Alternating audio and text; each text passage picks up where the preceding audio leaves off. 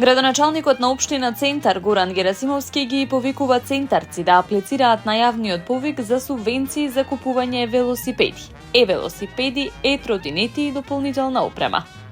Општина Центар активно го поттикнува користењето на алтернативни и еколошки превозни средства. Од 2022 година до сега доделени се 376 субвенции за велосипеди, 47 за велосипеди и тротинети, како и 7 субвенции за дополнителна опрема.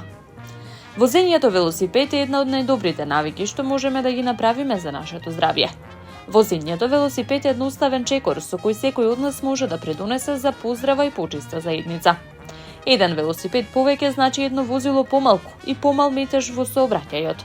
Ги повикувам сите центарци да аплицираат на повикот и заедно со мали промени во секојдневието да донесеме големи придобивки за почист воздух и поздрава животна средина, да изградиме едно поубаво место за живење, истакнува првиот човек на Центар.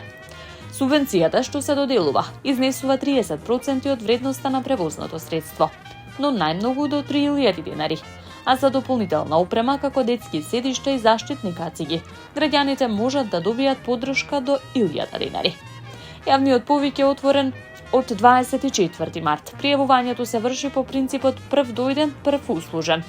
Правото на субвенција е еднократно, а барањата се поднесуваат во архивата на општината, барака број 6, секој работен ден од 9 до 15 часот. Во насока на унапредување на безбедноста во основните училишта, општина Ѓорче Петров одржа координативен состанок со директорите на сите основни училишта од општината, како и со представници од Министерството за внатрешни работи. На состанокот се разгледуваше и договори примена на протоколот за безбедна евакуација од училишта и справување со паника во итни ситуации. Целта на протоколот е да се обезбеди систематска и ефикасна заштита на учениците и наставниот кадар при евентуални закани како пожар, земјотрес, чат или други вонредни ситуации.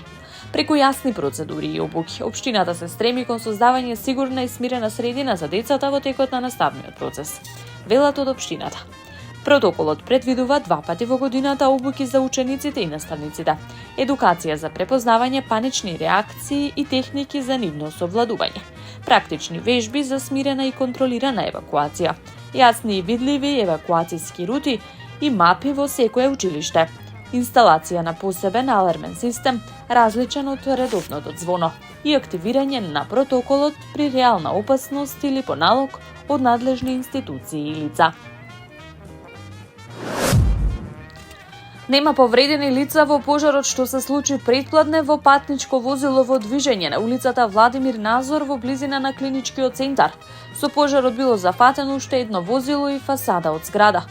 Во СВР Скопје во 9:50 часот било пријавено дека на улицата Владимир Назор во Скопје настанал пожар во патничко возило Citroen Ксара со скопски регистарски ознаки во движење, управувано од лицето МГ од Скопје.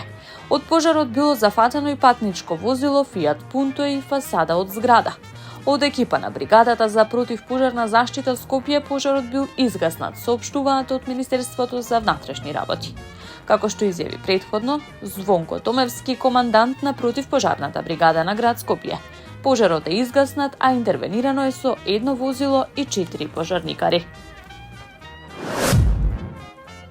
Градоначалникот на општина Кисела Вода Орце Ѓоргиевски заедно со председателот на Македонскиот олимписки комитет Даниел Димовски и делегација од 49 земји денес присуствуваа во салата во општинското основно училиште Невена Георгиева Дуња во Кисела Вода, каде се одржа подготвителен настан за претстојниот Европски младински олимписки фестивал 2025. Имено се работи за најголемиот спортски настан кој ќе биде поддржан од општина Кисела Вода, кој за прв пат се одржува во Македонија, а на едно место ќе собере 4000 учесници од речиси цела Европа. Од 20 до 26 јули младински екипи ќе се надпреваруваат во 15 спортови.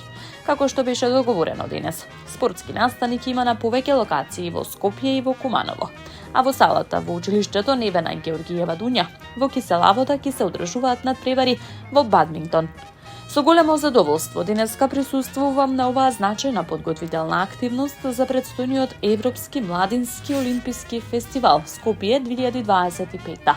Особена благодарност сакам да упатам до председателот на Македонскиот олимписки комитет Даниел Димовски за укажаната чест општина Кисела Вода и јас како нејзин градоначалник да дадеме подршка и да бидеме дел од организацијата на најголемиот спортски настан што досега се одржал во Македонија, Европскиот младински олимписки фестивал, истакна првиот човек на Кисела Вода.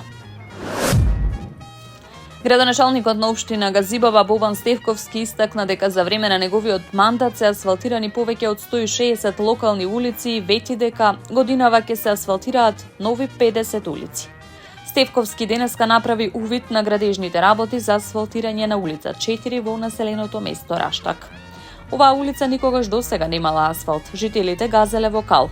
По завршување на градежните работи во Раштак ќе следува асфалтирање на улици и во скоро сите населени места на територијата на општина Газибаба. На улиците каде што не може да се изврши асфалтирање, истите ќе бидат направени со павер елементи. Порача од терен првиот човек на Газибаба. Таму е Скопје, град мој љубав лише, што ми расу тесни. Вечно ќе ја